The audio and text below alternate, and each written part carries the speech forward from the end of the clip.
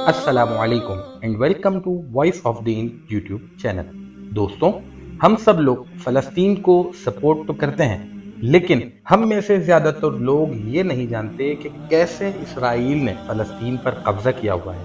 मेरी कोशिश होगी कि आसान अल्फाज में ये कहानी आपको एक्सप्लेन करूं। तो दोस्तों, पहली जंग अजीम यानी वर्ल्ड वॉर 1 1914 में शुरू हुई। इससे पहले फलस्तीन पर सल्तनत उस्मानिया की हुकूमत थी। उस वक्त फलस्तीन में तकरीबन 87% मुसलमान रहते थे और सिर्फ 3% यहूदी रहा करते थे। ये वो वक्त था जब फलस्तीन में मुसलमान, यहूदी, ईसाई सब मिलजुल कर रहते थे। लेकिन फिर पहली जंग अजीम शुरू हो गई। 1918 में ये जंग खत्म हुई और इसके बाद बरतानिया ने फलस्तीन का कंट्रोल संभाल लिया। दोस्तों, यही वो वक्त था जब फलस्तीन में यहूदियों की तादाद बढ़ना शुरू हो गई। 1920 से 1938 तक फलस्तीन में 3,20,000 यहूदी आकर बस चुके थे। ये सारे यहूदी यूरोप से फलस्तीन आ रहे थे। इनका प्लान यहूदियों के लिए एक अलहदा स्टेट बनाने का था। दोस्तों, ये लोग फलस्तीन में ज़रई ज़मीनें खरीदना शुरू हो गए। इन ज़मीनों पर जो फलस्तीनी किसान काम करते थे,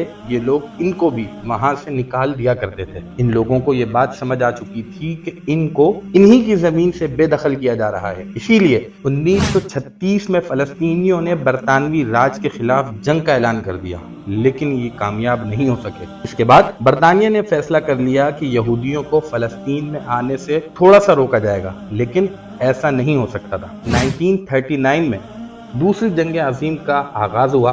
इस वक्त यूरोप में यहूदियों का कत्ले आम हो रहा था और यहूदी लाखों की तादाद में फिर से फलस्तीन आ रहे थे। 1942 में बरतानिया भी फलस्तीन को छोड़कर चला गया, लेकिन इस वक्त तक लाखों यहूदी यूरोप से फलस्तीन आकर रहना शुरू हो चुके थे। बहरहाल 1947 में यूनाइटेड नेशंस ने कहा कि फलस्तीन को 2 हिस्सों में बांट दिया जाए। 55% हिस्सा फलस्तीनियों को, यानी जिन फलस्तीनियों की अपनी जमीन थी, अब इन्हीं के पास सिर्फ 45% जमीन रह गई थी। यूनाइटेड नेशन ने यह भी कहा कि यरूशलेम, जहां मस्जिदुल अक्सा है, ये एक न्यूट्रल जगह होगी। दोस्तों, यही वो वक्त था जब इसराइल ने खुद को एक स्टेट डिक्लेयर कर दिया था। फलस्तीनियों को समझ में आ चुका था कि इनकी जमीन को चुराया जा रहा है। इसीलिए 1948 में अरब मुल्कों की इसराइल से जंग शुरू हो गई। इस जंग के बाद इसराइल ने फलस्तीन के 78% हिस्से पर कब्जा कर लिया, यानी अब इसराइल के पास 55% से बढ़कर